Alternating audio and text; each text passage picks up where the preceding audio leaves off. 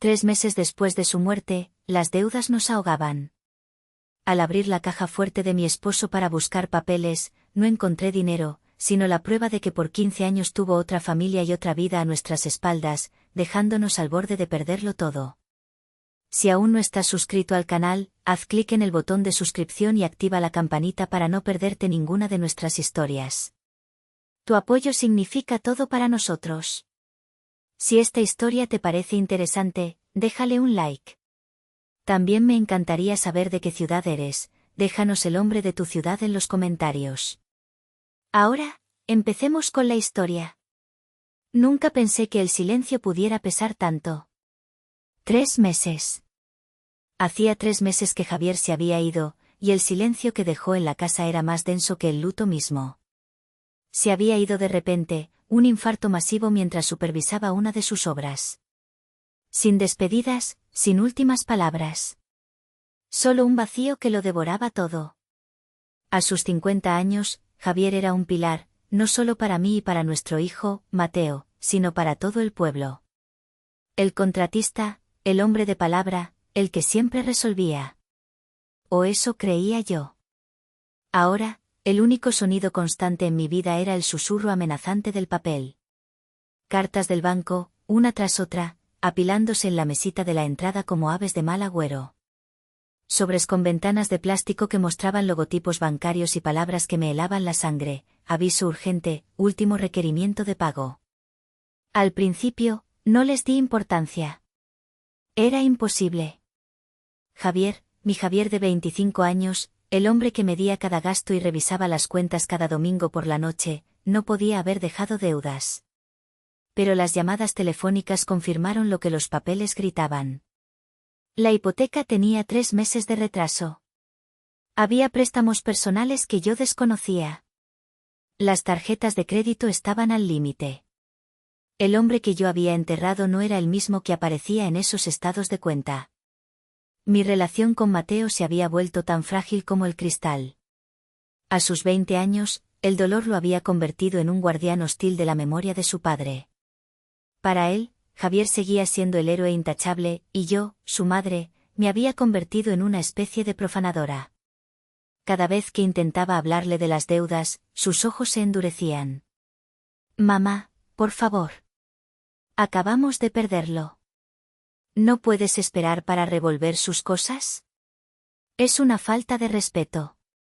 No estoy revolviendo sus cosas, Mateo. Estoy tratando de que no nos quiten la casa, le respondí un día, con la voz temblorosa por la frustración. Él simplemente negó con la cabeza, una mueca de decepción en su rostro, tan parecida a la de su padre. Él lo habría arreglado. Siempre lo hacía. Se levantó y se fue a su cuarto, cerrando la puerta con esa suavidad que era peor que un portazo. Me dejó sola en la cocina, con el eco de sus palabras y el peso de una realidad que él se negaba a ver. La última carta del banco fue el ultimátum. O nos poníamos al corriente en 15 días, o iniciarían el proceso de embargo. El pánico, frío y paralizante, se apoderó de mí. No teníamos ahorros, o al menos, yo no sabía dónde estaban. La mercería apenas daba para los gastos del día a día. Solo quedaba una opción, una que me partía el alma.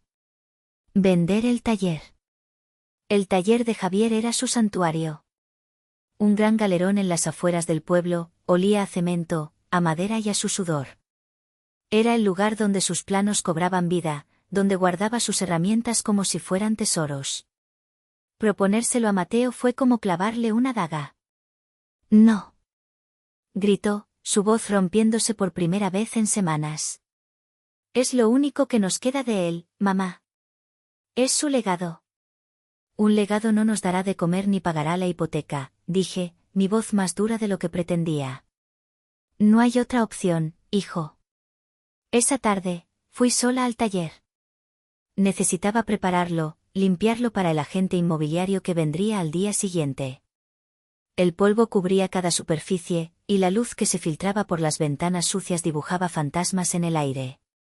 Comencé a mover cosas, a apilar herramientas, a tirar planos viejos. En una esquina, debajo de una lona polvorienta, había algo que no reconocí. Una vieja caja de herramientas de metal, pero no estaba abollada y oxidada como las demás.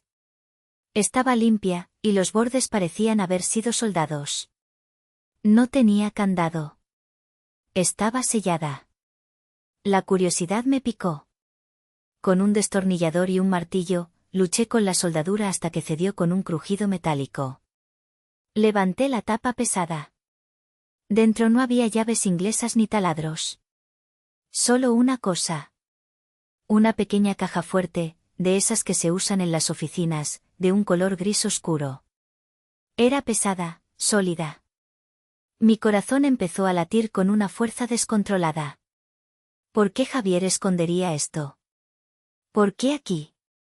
Mientras la sacaba, mis dedos rozaron algo pegado con cinta adhesiva en el fondo de la caja de herramientas.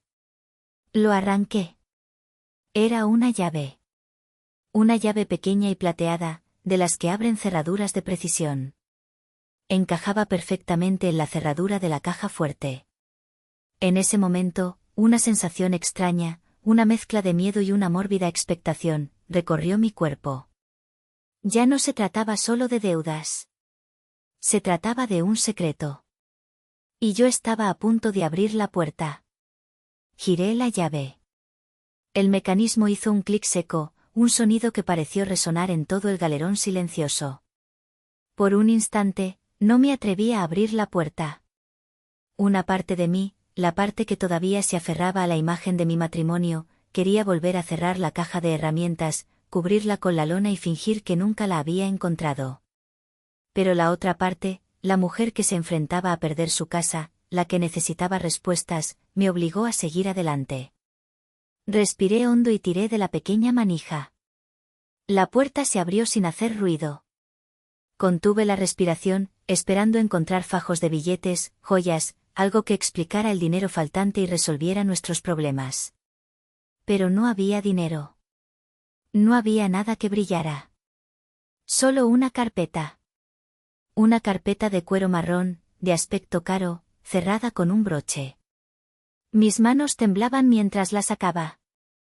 Se sentía pesada, densa, llena de papeles. Me senté en un viejo banco de madera, el polvo levantándose a mi alrededor, y abrí la carpeta sobre mis rodillas. Lo primero que vi fue una escritura. La leí 1, 2, 3 veces, pero las palabras no cambiaban. Era la escritura de una casa en un pueblo llamado San Miguel, a unas 2 horas de aquí. Una casa comprada hacía 10 años. Y los nombres en la escritura no dejaban lugar a dudas: Javier Ledesma y Sofía Rivas. ¿Sofía Rivas? El nombre rebotó en mi cabeza sin encontrar ningún anclaje. No era una prima, ni una socia de la que hubiera oído hablar. Era una completa desconocida. Un sudor frío me recorrió la nuca. Seguí pasando los papeles con dedos torpes. Había un documento que parecía un testamento, pero no estaba notariado. En él, Javier le legaba un negocio llamado Materiales San Miguel a Sofía Rivas y a nuestra hija, Valentina Rivas. Nuestra hija. La palabra nuestra me golpeó como un puñetazo en el estómago, dejándome sin aire. Sentí náuseas. No podía ser. Tenía que ser un error, una falsificación, una broma cruel. Pero entonces, al final de la carpeta, encontré el sobre. Un sobre grueso de papel fotográfico. Lo abrí y las fotos se derramaron sobre mi regazo. Y allí estaba él. Mi Javier. Sonriendo. Pero no me sonreía a mí. Estaba en una fiesta de cumpleaños, con el brazo alrededor de una mujer de cabello oscuro y ojos desafiantes. Sofía. Frente a ellos, una niña de unos 4 o 5 años soplaba las velas de un pastel. En otra foto, estaban en la playa, construyendo un castillo de arena. Javier levantaba a la niña en el aire, y la risa de ambos parecía saltar del papel. Había fotos de Navidades, con un árbol decorado de fondo, la niña abriendo regalos en el regazo de Javier. Una vida entera, capturada en instantáneas. Una vida que había transcurrido en paralelo a la mía, financiada con nuestro dinero, con el futuro de mi hijo. Cada foto era una puñalada. Los viajes de trabajo urgentes. Las reuniones con proveedores que se alargaban hasta el fin de semana. Las inexplicables ausencias. 25 años de matrimonio, de confianza, de complicidad, se convirtieron en una farsa grotesca en cuestión de segundos. Me quedé allí, en medio del taller polvoriento, con la prueba de la traición de mi marido esparcida sobre mis piernas, sintiendo como mi mundo se hacía añicos. No sé cuánto tiempo estuve así, paralizada. Cuando por fin pude moverme, recogí todo, lo metí de nuevo en la caja fuerte y la llevé al coche. Conduje a casa en una especie de trance. Encontré a Mateo en la sala, viendo la televisión. La apagué sin decir una palabra. ¿Qué te pasa, mamá?, preguntó, molesto. No pude hablar. Simplemente abrí la carpeta sobre la mesa de centro y le mostré las escrituras. Luego, las fotos. Él las miró, frunciendo el ceño al principio. Luego, su rostro palideció.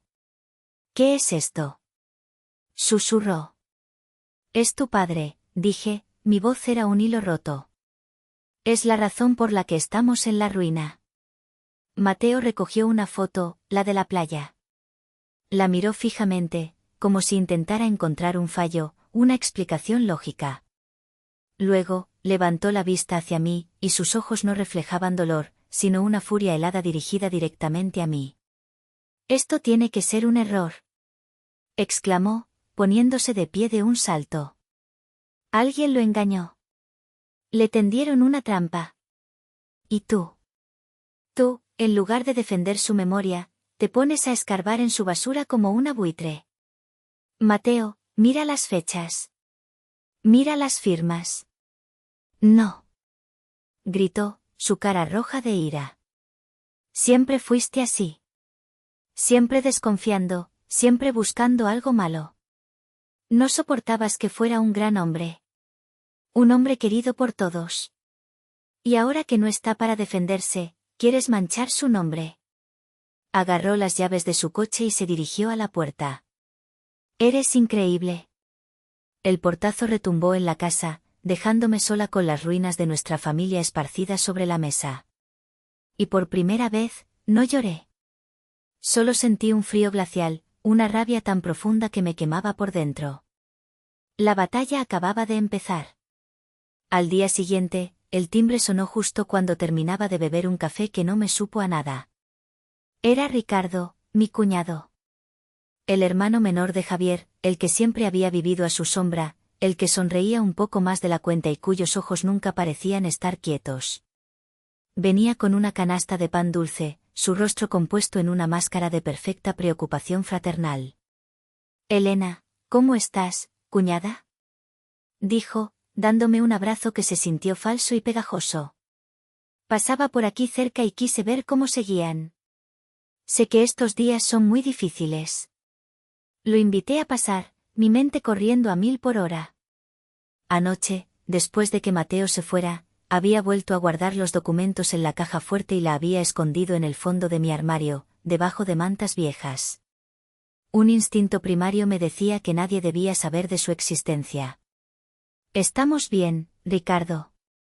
«Sobreviviendo», respondí, mi voz más neutra de lo que me sentía. Se sentó en el sofá, justo donde la noche anterior había explotado la bomba.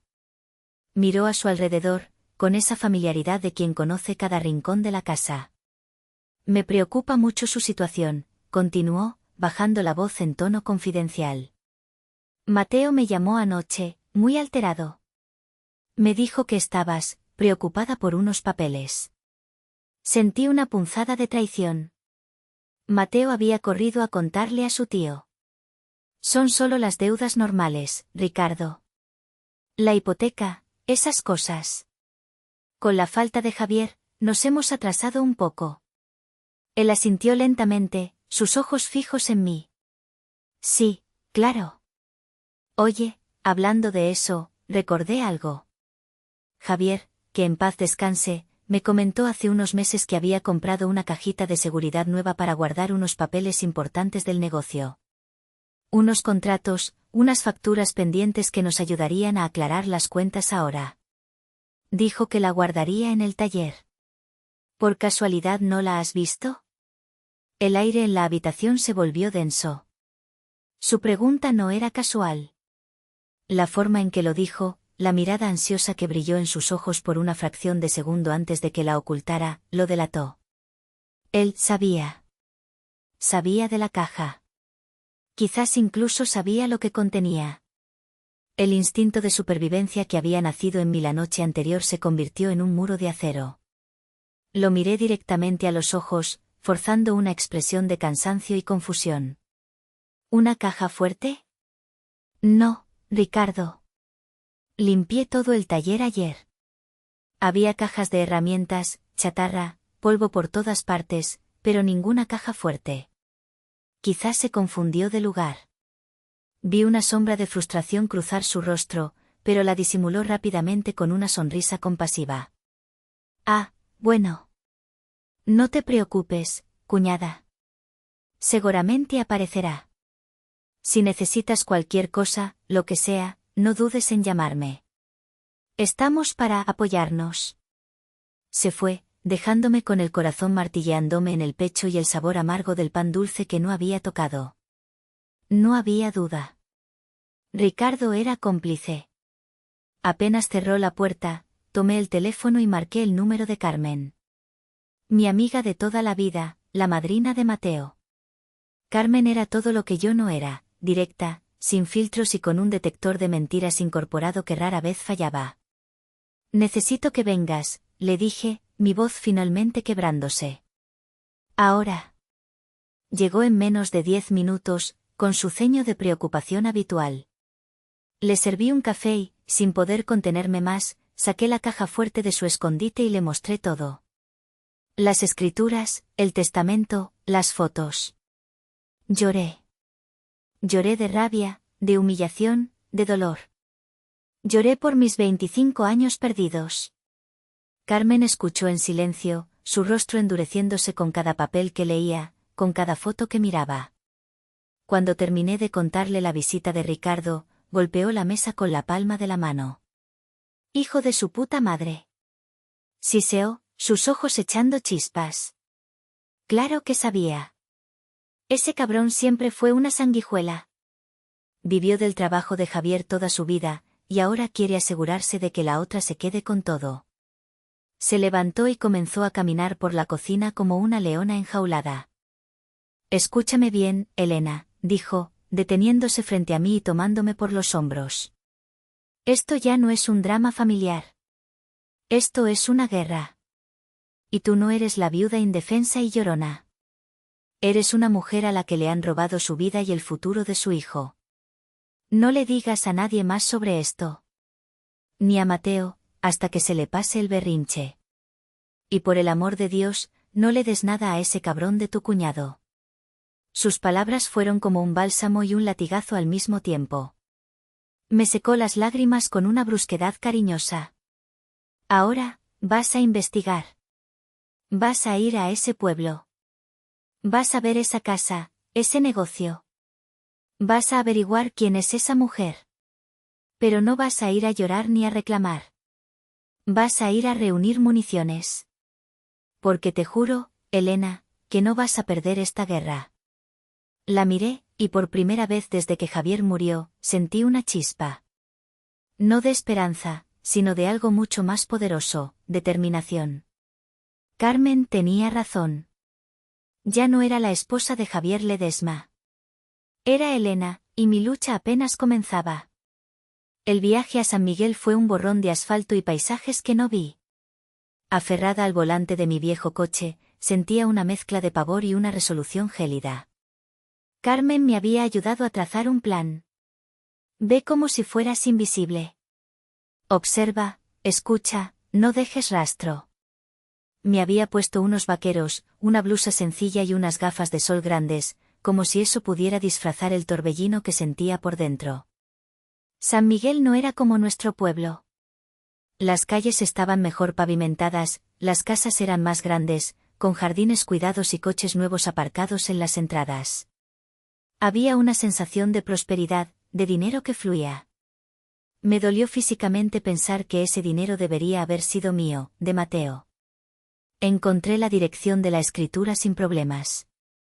La casa era exactamente como me la había temido, de 2 pisos, con tejas rojas y un jardín delantero lleno de rosales en flor. Era, sin lugar a dudas, más grande y mucho más bonita que la casa donde yo había criado al hijo de Javier. En el césped perfectamente cortado, había una bicicleta rosa con ruedines y un columpio de madera colgando de la rama de un fresno robusto. La imagen de una infancia feliz. Una infancia que mi marido había construido para otra niña. Aparqué al otro lado de la calle, a la sombra de un árbol, y me quedé allí, observando. El corazón me latía con tanta fuerza que temía que alguien pudiera oírlo desde fuera del coche. ¿Qué esperaba ver? ¿Qué quería encontrar? No lo sabía. Solo sabía que tenía que estar allí. Después de casi una hora, decidí buscar el negocio. Materiales San Miguel. Estaba en la avenida principal del pueblo, a solo unas manzanas de la casa. Era un local enorme, mucho más grande que el pequeño taller de Javier. Tenía una fachada moderna de cristal y acero, con camiones de carga entrando y saliendo del almacén trasero. Era un negocio próspero, vivo.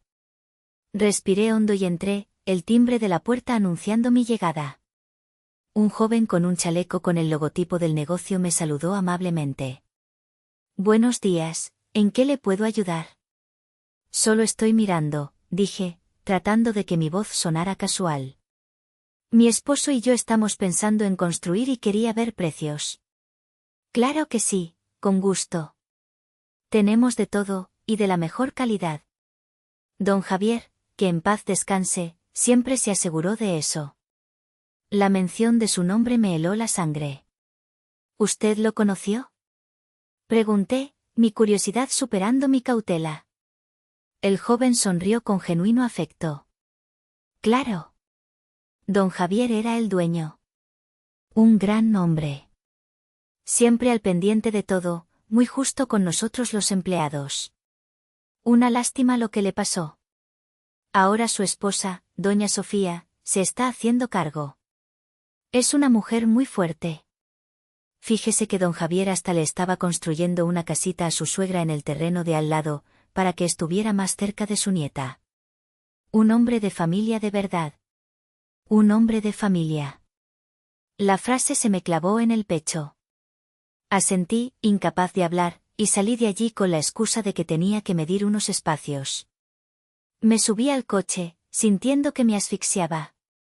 No solo les había dado una casa y un negocio, sino que estaba construyendo un patrimonio familiar completo para ellos.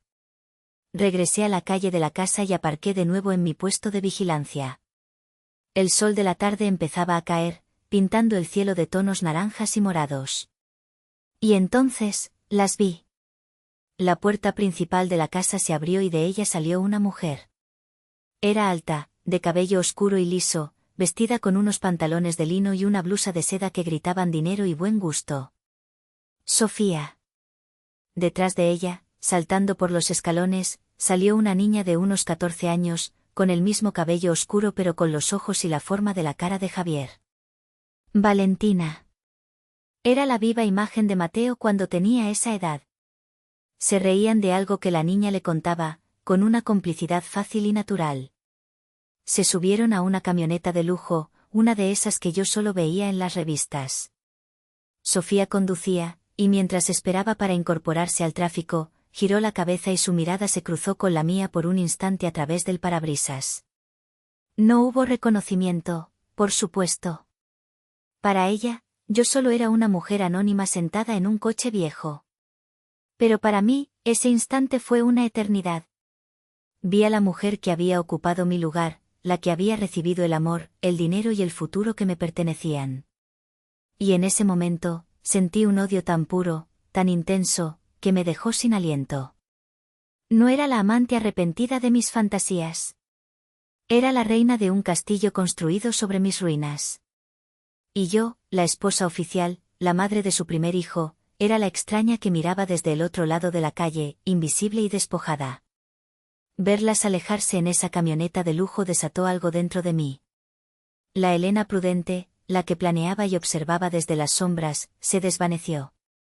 En su lugar, surgió una mujer impulsada por una rabia incandescente.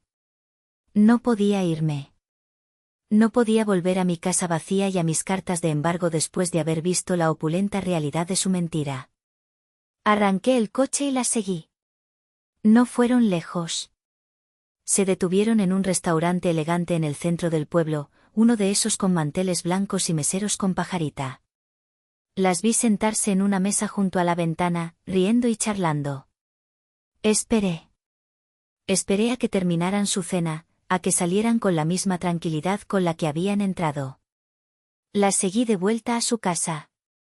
Cuando las luces del interior se encendieron, apagué el motor de mi coche y me bajé. Caminé por la calle, mis pasos resonando en el silencio de la noche. Cada paso era una afirmación: ya no soy invisible. Subí los escalones de la entrada y toqué el timbre. El sonido pareció cortar el aire. Pasaron unos segundos que se sintieron como horas. Finalmente, la puerta se abrió. Era ella. Sofía. Llevaba puesto un pijama de seda y su rostro mostraba una ligera sorpresa, pero al verme, su expresión cambió. No fue miedo, ni culpa. Fue una fría y tranquila resignación. Como si hubiera estado esperando este momento durante años. Sabía que este día llegaría, dijo, su voz era suave pero firme. No me preguntó quién era. Ella lo sabía. Pasa. Entré en la casa. Olía a flores frescas y a cera para muebles cara. Todo era impecable, de buen gusto. En la pared de la sala, colgaba un retrato familiar. Javier, ella y Valentina, todos sonriendo a la cámara. Mi corazón se encogió, pero endurecí la mandíbula. ¿Dónde está la niña?, pregunté, mi voz sonando extraña en ese entorno. Arriba, en su cuarto. No te preocupes, no escuchará. ¿Quieres algo de tomar? Un té. No quiero un té, espeté. Quiero que me expliques qué es todo esto. Ella suspiró, un suspiro de fastidio, no de tristeza. Se sentó en uno de los sofás de cuero blanco y me hizo un gesto para que me sentara en el otro. No lo hice. Permanecí de pie, como un soldado en territorio enemigo. ¿Qué quieres que te explique, Elena?, dijo, usando mi nombre con una familiaridad que me revolvió el estómago. Las cosas son bastante obvias, ¿no crees? ¿Obvias?, repetí, incrédula. Mi marido me engañó durante 15 años, tuvo una hija contigo, nos dejó en la ruina para construirte este palacio. ¿Y tú lo llamas obvio? Sofía me miró, y por primera vez vi un destello de algo parecido a la lástima en sus ojos, pero era una lástima condescendiente, insultante. Javier y yo estuvimos juntos 15 años, sí. Pero no fue un engaño. Fue una vida. Él me amaba. Lo vuestro, dijo, haciendo un gesto despectivo con la mano, lo vuestro era solo costumbre. Inercia. Estaba esperando a que Mateo fuera mayor para dejarte. No tuvo el valor, ese fue su único defecto. Esta era nuestra vida real. La que él quería. Cada palabra era un golpe calculado. No era una víctima, ni una amante arrepentida. Se sentía con derecho a todo aquello. ¿Y el dinero? ¿El dinero que nos quitó? El dinero lo generó él, respondió con frialdad. Era su dinero. Y decidió invertirlo aquí, en su futuro. En nuestro futuro. Me reí, una risa seca y sin alegría. ¿Y tu cuñado? ¿Ricardo? El empleado del negocio dijo que los visitaba. Una sonrisa casi imperceptible se dibujó en sus labios. Ricardo sabía todo, por supuesto. A veces venía a comer los domingos. Es un hombre práctico. Sabía de qué lado estaba el pan. La complicidad, la normalidad con la que hablaba de su traición, era asfixiante. Se levantó y fue hacia un escritorio de caoba en un rincón de la sala. Abrió un cajón y sacó un documento. Javier era un hombre precavido. Sabía que si algo le pasaba, tú podrías intentar complicar las cosas. Me tendió el papel. Es un poder notarial. Me otorga control total sobre el negocio y todos los activos a su nombre en este municipio en caso de su fallecimiento. Está todo en regla. Lo miré, pero no lo tomé. Mi mente estaba en blanco por la pura audacia de aquella mujer. Legalmente, Elena, no tienes nada que hacer aquí, concluyó, su voz ahora con un filo de advertencia. Eres la viuda oficial, sí. Tienes derecho a tu luto y a la pensión, si es que la hay. Pero esta vida, esta casa, este negocio, son míos. Y de mi hija. Te sugiero que regreses a tu pueblo, a tu pequeña mercería, y aceptes la parte que te tocó. Es lo más digno que puedes hacer. Me quedé allí, mirándola. La mujer que había robado a mi marido, mi dinero y mi vida, me estaba dando lecciones de dignidad. En ese momento, el odio se transformó en algo más frío, más calculador. Ya no quería gritar. Ya no quería llorar. Quería destruirla. No con mis manos, sino con la única arma que me quedaba, la verdad que ella y Ricardo creían tener tan bien enterrada. Salí de esa casa sintiéndome hueca, vacía. La rabia que me había impulsado hasta allí se había consumido, dejando solo las cenizas frías de la derrota. Conduje las 2 horas de vuelta a mi pueblo en un silencio absoluto, con las palabras de Sofía resonando en mi cabeza: acepta la parte que te tocó. ¿Mi parte? ¿Un matrimonio de mentiras y un futuro de deudas? Llegué a casa pasada la medianoche. La casa estaba oscura y silenciosa. Supuse que Mateo aún no había vuelto o estaría dormido. Entré, dejé las llaves en la mesita y encendí la luz. Y entonces la vi. Pegada en la puerta de madera, justo a la altura de los ojos, había una hoja de papel. Un papel oficial, con sellos y un lenguaje legal que helaba la sangre. Era una notificación de ejecución hipotecaria. El banco ya no amenazaba. Actuaba. Teníamos 30 días para liquidar la totalidad de la deuda o la casa sería subastada. La cifra total, con intereses y penalizaciones, era astronómica.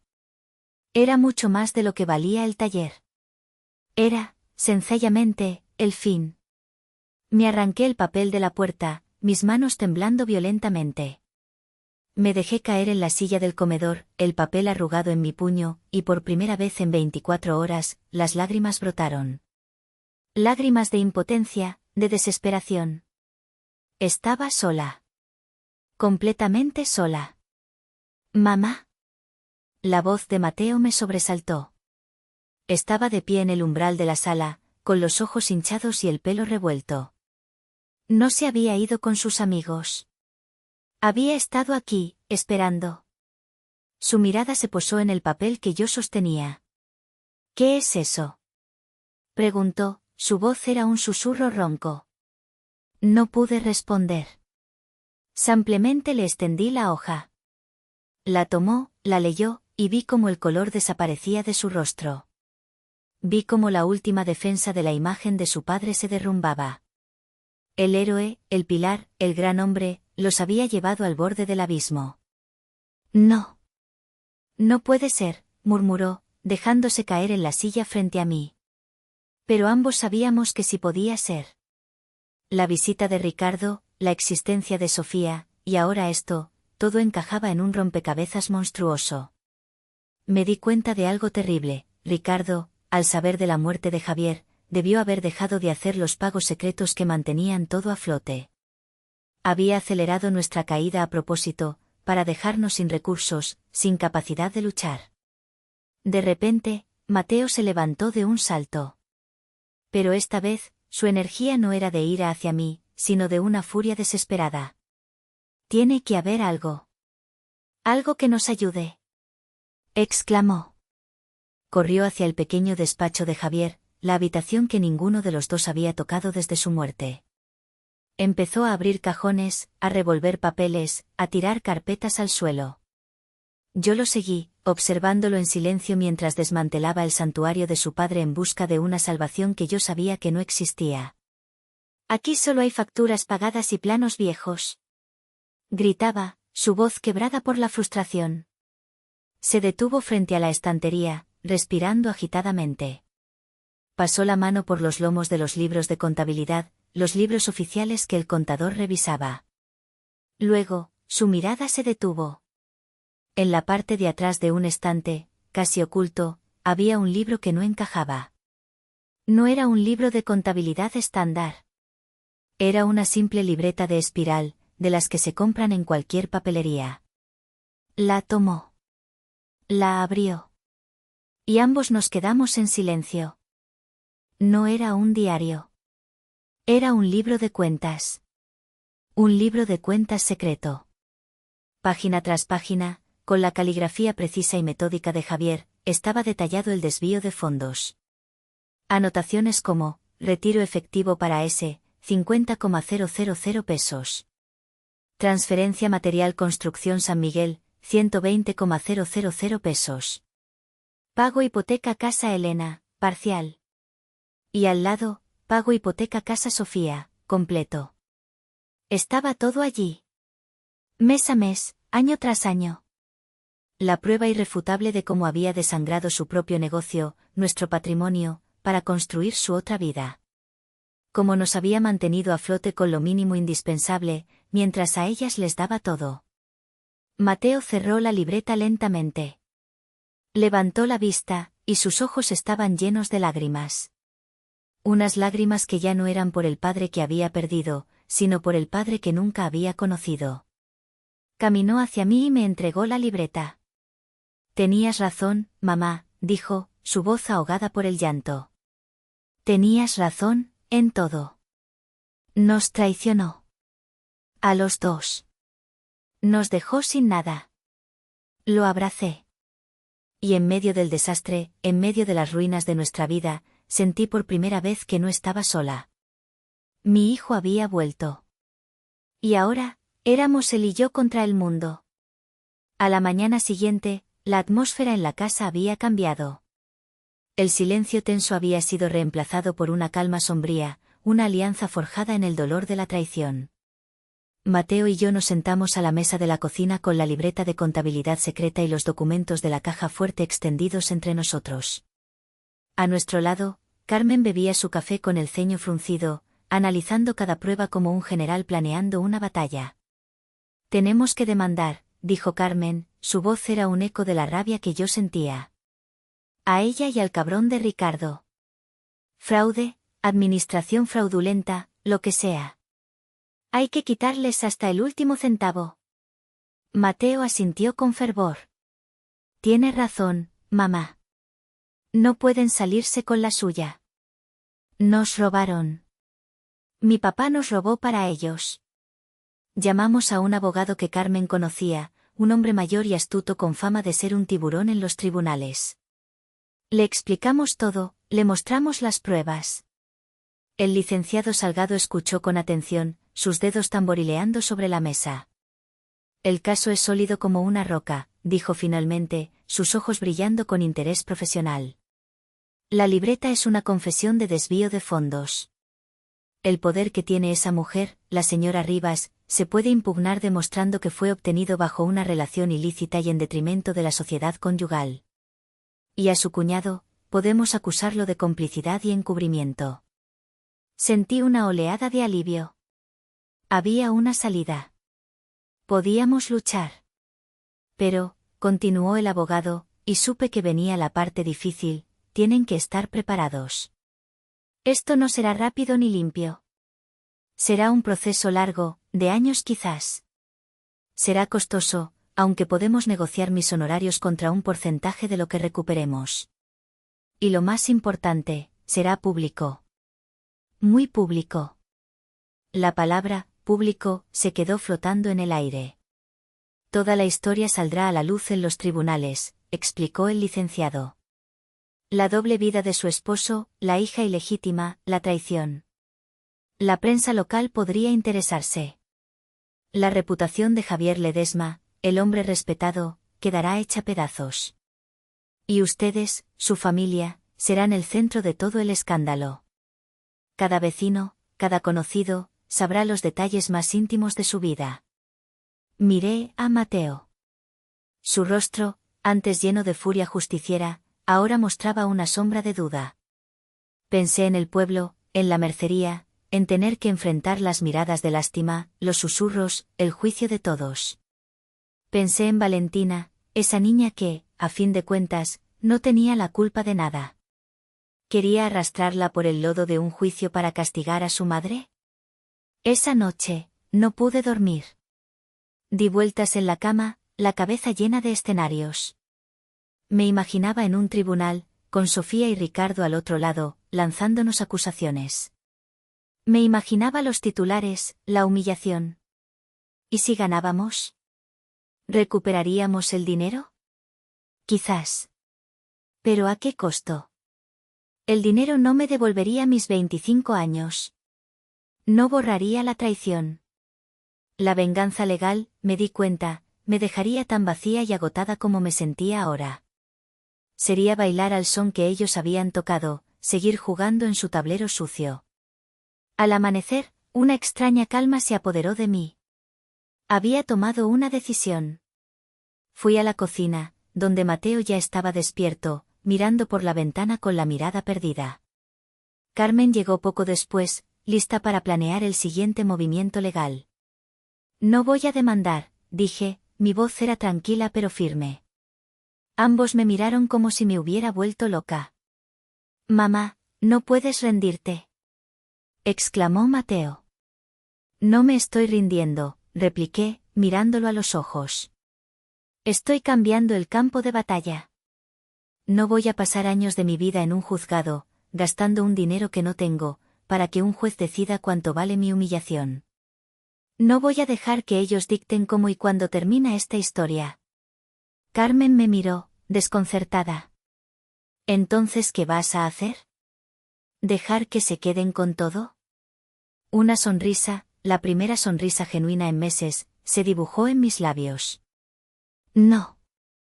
No se quedarán con todo. Porque les queda una cosa por quitarme, y no se las voy a dar, mi silencio. Mi herencia, la única que Javier me dejó, no será el dinero que me quitó. Será la verdad. Y la voy a reclamar a mi manera. Mateo me observó durante un largo rato, procesando mis palabras. Luego, lentamente, asintió. Vi en sus ojos un nuevo tipo de madurez, una que nacía no de la rabia, sino de la comprensión. Estoy contigo, mamá, dijo, su voz era sólida. Lo que tú decidas. Sabía que mi plan era arriesgado, poco convencional. Pero por primera vez, sentí que recuperaba el control. Ya no era una víctima reaccionando a los golpes. Era Elena, y estaba a punto de escribir el último capítulo de esta historia. Pasaron 2 semanas. 2 semanas en las que ignoré las llamadas del banco y del abogado. 2 semanas en las que Mateo y yo nos movimos con un propósito silencioso, como actores preparándose para el estreno de una obra. Mi plan era simple y, en su simplicidad, brutal. En lugar de una demanda legal, organicé una misa conmemorativa, por los 6 meses del fallecimiento de Javier. Hice imprimir unas esquelas elegantes, como las que se usan para las grandes ocasiones. La familia Ledesma invita a la misa en memoria de nuestro amado esposo y padre, Javier Ledesma, que se celebrará. Las repartimos por todo el pueblo. Me aseguré de que una llegara personalmente a manos de Ricardo, junto con una nota: tu presencia es muy importante para nosotros, cuñado. Sabía que no podría negarse a ir. Sería una ofensa pública al recuerdo de su querido hermano. El día de la misa, la iglesia estaba llena.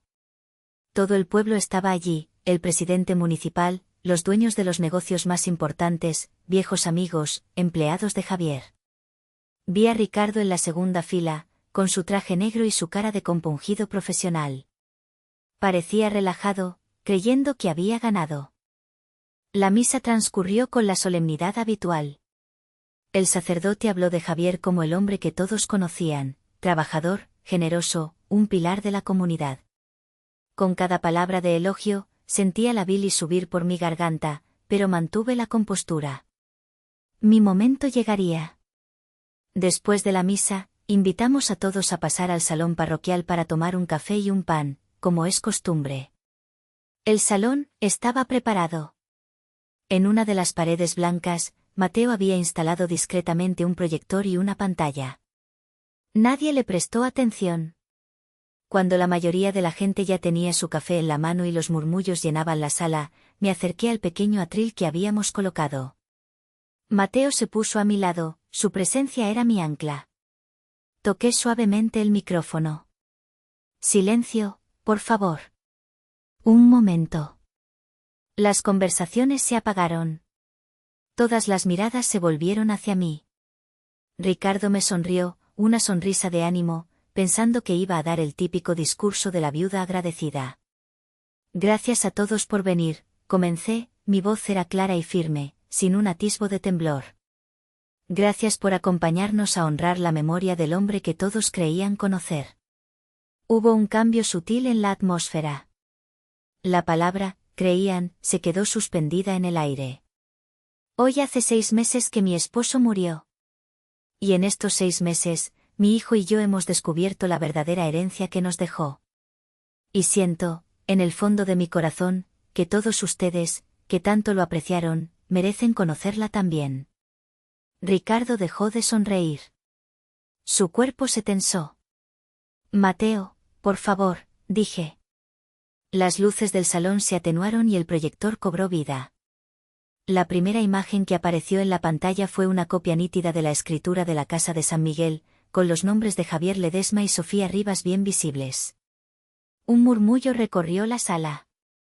Mi esposo, durante los últimos 15 años, tuvo otra vida, continué, mi voz narrando los hechos con una calma escalofriante, mientras las imágenes hablaban por sí solas. Otra mujer. Y otra hija. Clic, la siguiente imagen era una de las fotos de cumpleaños. Javier, Sofía y la pequeña Valentina. El murmullo se convirtió en un jadeo colectivo. Clic, el testamento no oficial, legándoles el negocio. Clic, una página de la libreta secreta, mostrando el desvío de fondos. Clic, la notificación de embargo de nuestra casa. Nos dejó en la ruina, dije, mi voz ahora sí con un temblor, pero de pura furia contenida. Desvió el dinero de nuestra familia, el futuro de su hijo, para financiar su mentira. Y no lo hizo solo. Todas las cabezas se giraron instintivamente hacia Ricardo.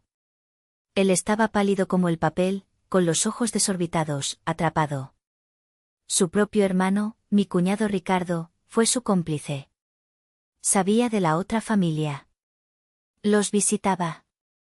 Y tras la muerte de Javier, ha hecho todo lo posible para asegurarse de que nos quedáramos sin nada, para que la verdad nunca saliera a la luz. Ricardo se levantó de un salto. Es mentira. Ella está loca por el dolor. Esos papeles son falsos. ¿Son falsos, Ricardo? Pregunté, y en la pantalla apareció la última foto. Una foto que Carmen había conseguido a través de un primo que vivía en San Miguel. Era Ricardo, riendo a carcajadas en una carne asada en el jardín de la casa de Sofía, con Javier a un lado y la pequeña Valentina en sus rodillas. La prueba era irrefutable. La sala quedó en un silencio sepulcral. Un silencio pesado, acusador. Nadie miraba a Ricardo con otra cosa que no fuera desprecio. Apagué el micrófono. No estoy aquí para pedirles dinero. No estoy aquí para pedirles lástima. Solo estoy aquí para reclamar lo único que me pertenece. Mi esposo me quitó mi seguridad financiera, mi paz y 25 años de mi vida. Pero no me quitará mi dignidad. Esta es la verdad. Y con la verdad, mi hijo y yo volveremos a empezar. Tomé la mano de Mateo y, con la cabeza bien alta, caminamos por el pasillo central que se abrió a nuestro paso. Salimos del salón, dejando atrás el caos de los susurros, las miradas de shock y la reputación de 2 hombres hecha cenizas. Afuera, el aire de la noche era fresco. No sabía qué pasaría al día siguiente. No sabía si perderíamos la casa, si el pueblo nos daría la espalda o nos apoyaría. Pero por primera vez en mucho tiempo, me sentí libre. Había perdido un marido, una fortuna y una vida que resultó ser una mentira. Pero esa noche, enfrente de todos, había recuperado mi voz. Y eso, me di cuenta, era la única herencia que importaba.